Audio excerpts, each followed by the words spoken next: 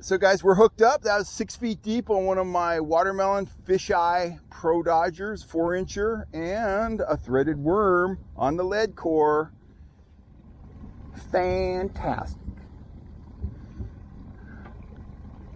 Goody, goody, goody. He's battling. He is battling. Oh, it's a nice fish. That's why he's battling. That's a chunk. That is a big trout. Keep working the rod, working the rod. If he thrashes, put the tip in the water. Oh, yeah. Oh, that's a big fish. Dude, you played him like a champion. Look at that fish. Look at that. Oh, shit. Oh, yeah. He's getting bigger by the second, wasn't he? Yeah. Right there, 5-pounder. Awesome. Totally.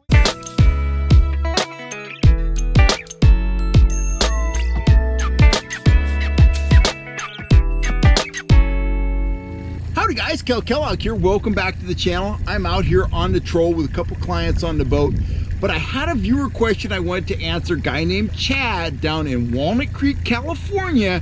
He had a question about leader length when you're trolling with a Dodger.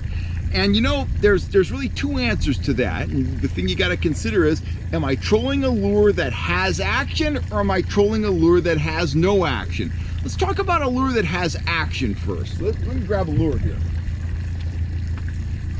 Let's say we were out at a lake and we were trolling a 6-inch Dodger like this, and we wanted to troll something like maybe this this broken back trigger spoon behind it.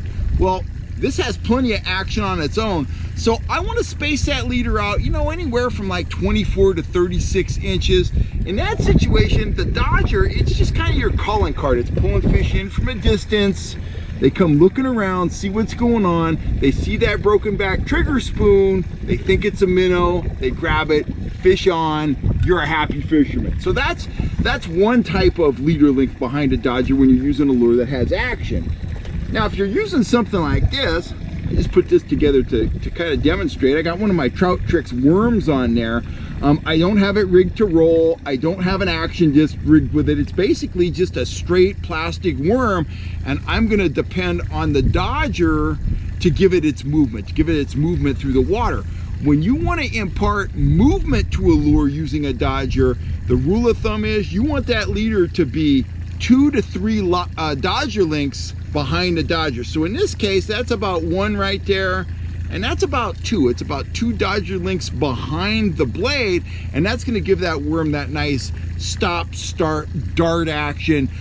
Think about a black bass angler throwing a Zara spook, and he's walking the dog on the surface. That plug's going to dart and stop, dart and stop, dart and stop. If you're fishing a hoochie or a fly or a Trout Trix worm or whatever behind a Dodger, something that doesn't have action, if you get that 2 to 3 Dodger lengths of leader, you're going to be able to dial in that kind of stop start action, and that really triggers fish. It triggers stripers and black bass when you're fishing a Zara spook. It triggers trout and landlocked kings when you're running plastics behind a Dodger. So recap: the lure has action, 24 to 36 inches. The Dodger is your calling card. If you want the Dodger to impart action, a much shorter leader, typically 2 to 3 Dodger lengths behind the blade. And remember, if you're using it to impart action, it pays to have fairly stiff line for a leader. So I would use 10-pound test fluorocarbon. That's stiff enough that you get a lot of driving action from